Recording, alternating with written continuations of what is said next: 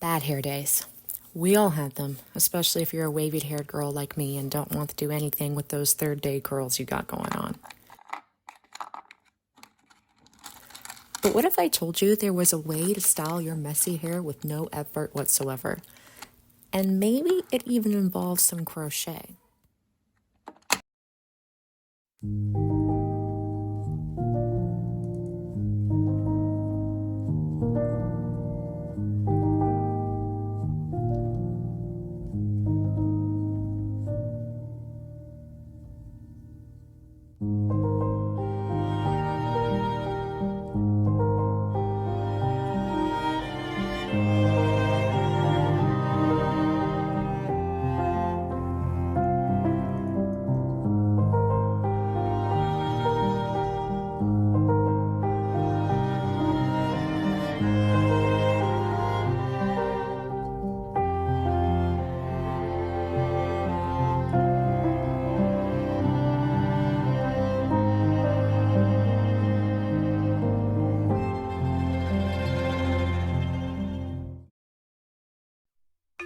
From the 1800s to the 1920s through the 60s and showing up in our favorite historical films and TV shows, the Snood is a hairnet that has served women for generations, and one I've always thought so elegant.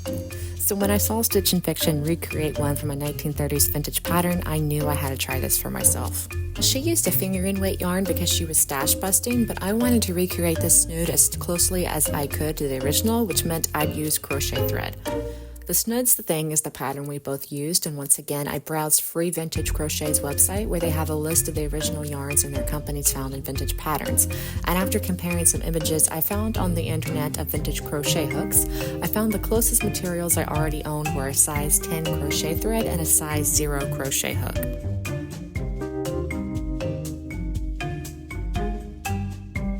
I then wrote down the pattern trying to convert some of the vintage terms into some more modern crochet terminology because some of the instructions were a bit confusing.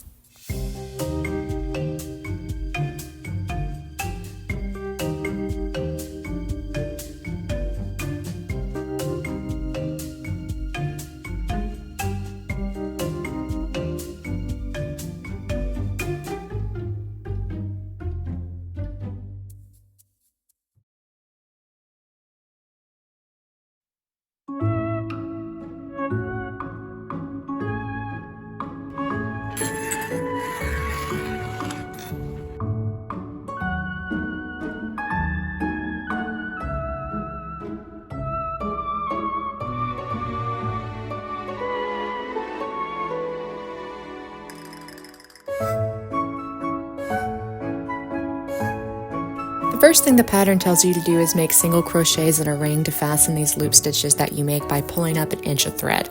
After a couple of rounds, I got the idea of how long my loop should be and didn't need to use the ruler anymore.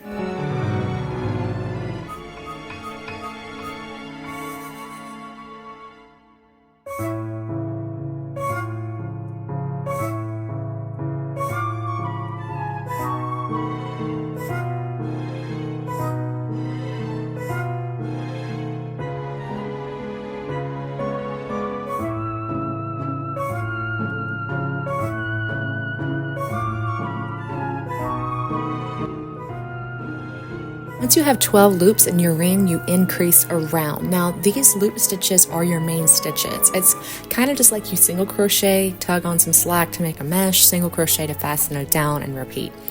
And here's where I ran into my first problem, which was the curling that you can see here. So I frogged my work and tried again. My second attempt also started curling up, and I was getting a bit frustrated because I couldn't see very well with the black yarn. So I switched to a brighter and thicker yarn just to practice how to get this stitch right. I also went back and reviewed Stitch and Fiction's video because I remembered she had the same problem, and I discovered what we were both doing wrong was increasing in the increases like you normally do for crocheting in the round for, say, amigurumi or hats. The problem is with the loop stitch, it takes up so much space that you actually only need to do roughly 4 increases per round, regardless of how many stitches you have. And with that in mind, I was able to get this to work at last.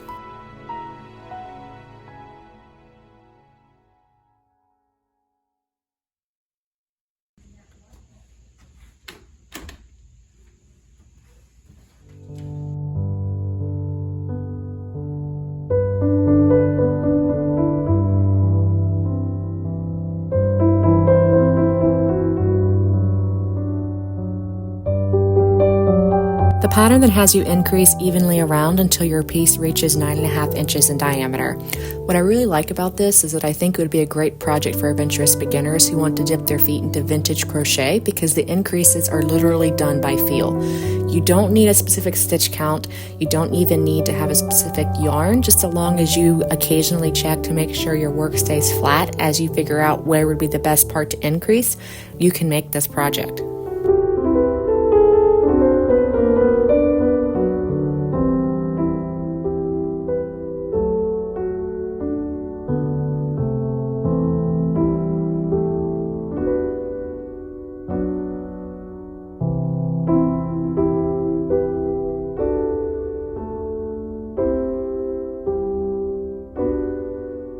Once your piece is 9.5 inches, you stop increasing and do 7 rounds of the loop stitch.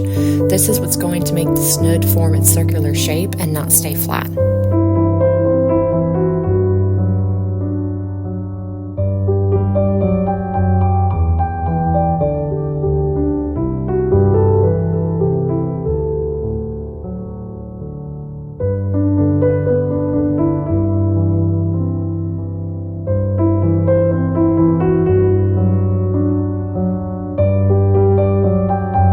Now we put the snood together, and the pattern says you cut a piece of elastic the width of the snood and attach it to the fabric by wrapping single crochets around the elastic, roughly 10 single crochets per loop stitch. I used a spool of elastic thread that I actually purchased from the Dollar Tree and has lasted me quite a while for sweater collar projects. And to make sure I had the right length before cutting the piece, I wrapped the elastic around the snood and pinned it, tried it on, and then adjusted the length of the elastic as necessary before cutting it from its spool. Hopefully that makes sense.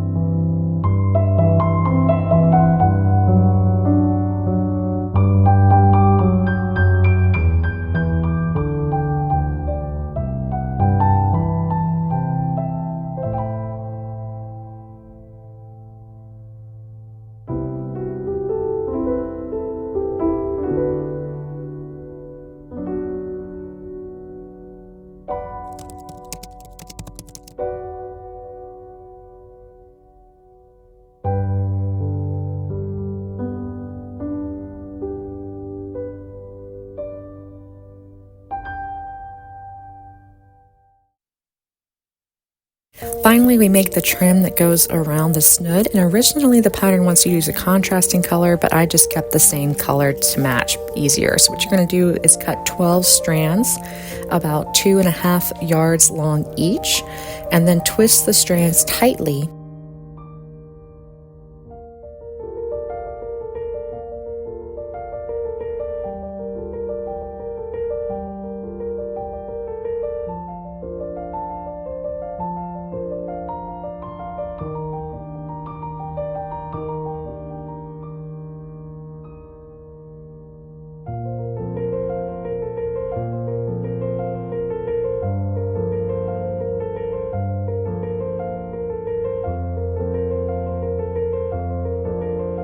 Then you fold the cord in half and twist it yet again in the opposite direction before passing it in and out of the outer loops of the snood, but only for 1/2, so only the top half of the snood gets the cord.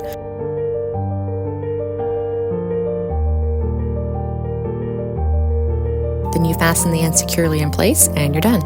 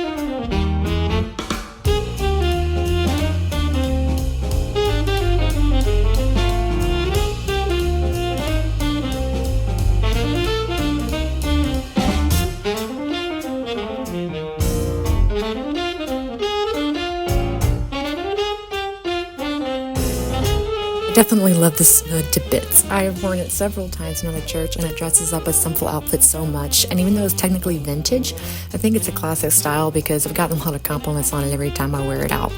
It's especially great for those rush Sunday mornings where I don't feel like doing anything with my hair. And don't let the obvious time lapse fool you. Yes, I started this project in the summer and didn't get around to filming the reveal until winter because, well, life. But this Snood only took me roughly 3 hours to make, including the time I spent frogging it at the beginning.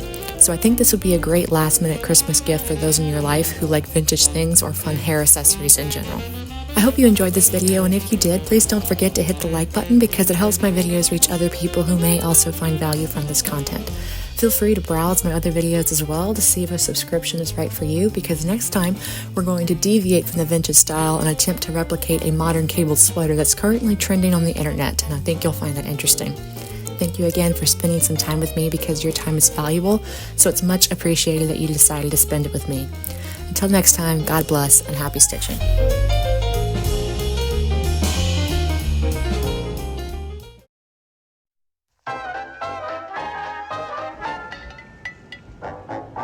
Do I look like I'm angry? Nope.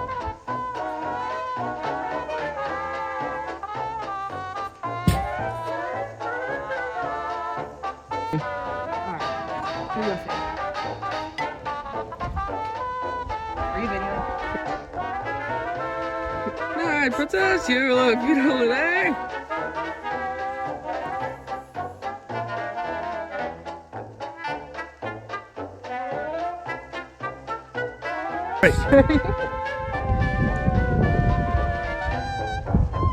Okay. Well